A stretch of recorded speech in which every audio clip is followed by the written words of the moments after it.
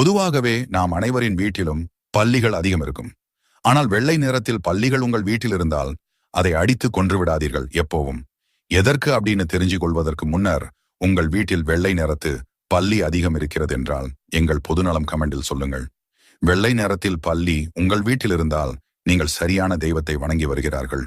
உங்களுக்கு உங்கள் குல தெய்வத்தின் அருள் இருக்கிறது என்று அந்த பல்லியின் நடமாட்டத்தை வைத்து தெரிந்து கொள்ளலாம். இது மிக மிக சுபிட்சமான ஒன்று உங்கள் வீட்டிற்கு. உங்கள் நிலைவாசலில் அதிக பல்லி இருப்பது, பூஜை அறையில் வெள்ளை நிற பல்லிகள் இருப்பது, அதுவும் சில வீட்டு பூஜை அறைகளில் எப்போதும் ஒரு பல்லி இருந்து கொண்டே இருக்கும். இப்படியெல்லாம் இருந்தால் உங்கள் வீட்டில் தெய்வ நடமாட்டம் உள்ளது, குறிப்பாக குலதெய்வ நடமாட்டம். பொதுவாகவே பல்லிகள் இருக்கும் வீட்டில் கெட்ட சக்திகள் நுழையாது.